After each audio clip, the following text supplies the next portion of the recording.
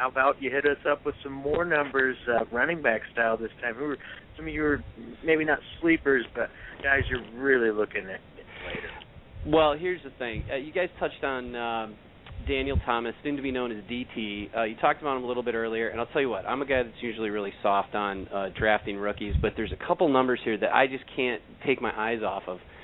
First of all, I'm big on strength of schedule. I know I get a lot of heat for that, but it's adjusted strength of schedule. I probably put a good 30, 40 hours during lockout and adjusting everything from free agency to drafts and personnel changes and the whole 9 yards before I came up with strength of schedule. So I take this stuff real seriously. Got a background in mathematics that I apply to this stuff as well. And guess who jumps out at me? Daniel Thomas, like I mentioned. The Dolphins gave up 3 draft picks for this guy. You know they're going to use him. I'm not worried about Reggie Bush at all. One thing that everybody out there should know about Bush is that he only averaged 11 carries per game back at USC, and that's 2 more than he averaged in 5 entire seasons with the Saints. And that's not something you got to worry about as far as taking carries away from the rookie.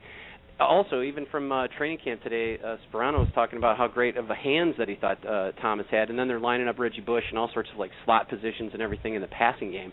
So I think that he's going to have a really good go about it, and the reason I'm really excited about that is because he has the 4th best projected strength of schedule of any fantasy running back, and the 3rd easiest projected fantasy playoff schedule. Now that, of course, tweaks a little bit as we go forward, but those are really exciting metrics. And my favorite of all, I talked earlier about the red zone opponents. You know, this, of course, is defenses that allow red zone scores the most, or the most porous defenses, and Miami is number 1 on that list. So the opponents, the defenses that they face have historically given up the most scores in the red zone, and that's time to give it to the rock to the rookie and see what he can do about this. So I really like Daniel Thomas as a guy that people should take a look at. And plus, the other thing is, as far as value sleeper is concerned, that Reggie Bush signing, as much as I'm not scared of him at all, that sure did take the heat off his ADP. So that might be a guy that you're still going to get at a real good value point in your drafts. Another guy, actually, to be quite honest with you, if you look at Cincinnati, you can't expect too much from that running game. They have an incredible strength of schedule. I don't know what they're going to be able to do with it, but you look at Ced Benson, and he is a guy that you probably want to stay away from in your drafts. But that guy scored only 7 touchdowns last year in the red zone, despite being tied for 7th of all running backs in goal-to-goal carries. All of his touchdowns came in the red zone last year, but he only made good on about 12% of those 56 carries to get the rock in the end zone. That's an extremely low rate. What that means is take a look at Bernard Scott. This guy's going in drafts with an ADP around like where your David Akers is going. So if you really want to take a flyer on a guy, you're not necessarily gambling on injury there, but you got a good soft schedule, and he had and actually, if you look at the yards per carry between Ced Benson last year and Bernard Scott just blew him away by about 1.5 yards per carry. So that's a guy to take a look at. Both of those guys are guys to take a look at completely different points in the draft, though, of course. All right, you got any other running backs before we move on to wide receivers? Yeah, let's go to wide receivers.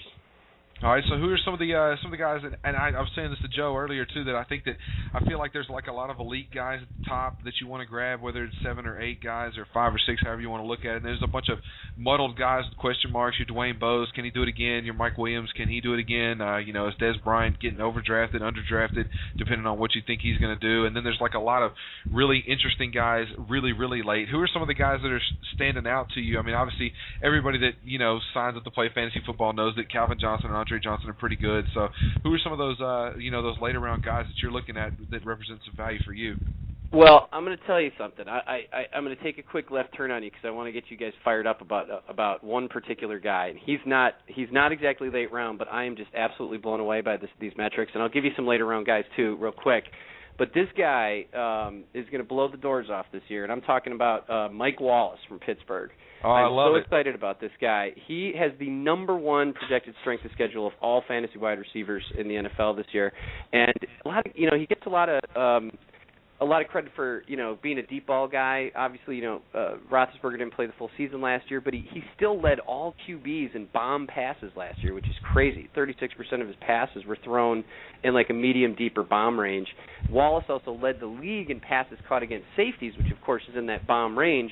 But he was also number 1 against all rated levels of cornerbacks, meaning these guys are either, if you look at a red, yellow, or green, he killed them all.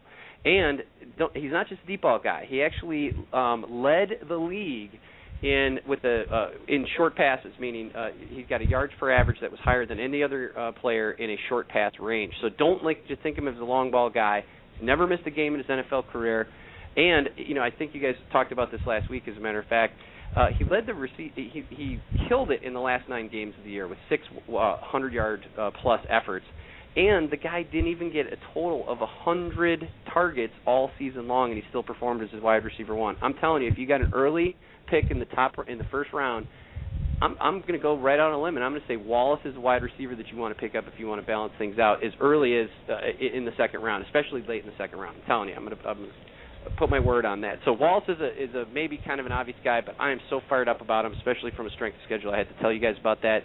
A guy that's probably losing a little bit of steam after about 2-3 hours ago, as far as a value pick, is Mario Manningham. But if he's not already on your radar, circle that name, put a highlighter on it. This guy's going to kill it this year.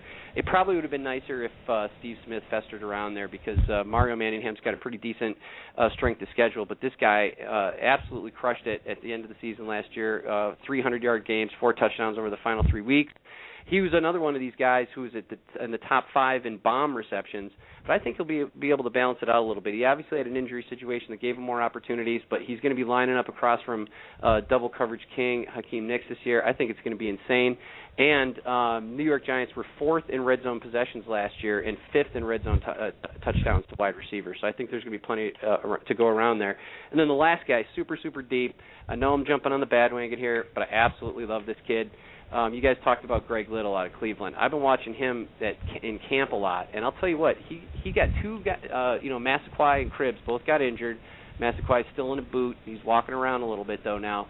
But Little's been throwing the ball with Colt McCoy since over the summer, and Colt, as you know, Greg Little's a huge guy. Ironic last name. He's 6'2", 230 pounder. He's a yak beast. And he's been playing in the West Coast offense since he's been in college. So there's not going to be as much learning curve as there would be with other rookies. And he's got a rapport with Colt McCoy already. And even when Colt was in last year, and by the way, I think Colt's finally getting a chance to play in an offense that's better suited for him this year, and he's got the vote of confidence from Holmgren. But last year, Colt McCoy was 3rd in the NFL in medium passing volume. So that's right around the area where Greg Little's going to see a lot of passes. If they can go through the camp, that's a guy I'm going to watch on Saturday against the Packers in preseason.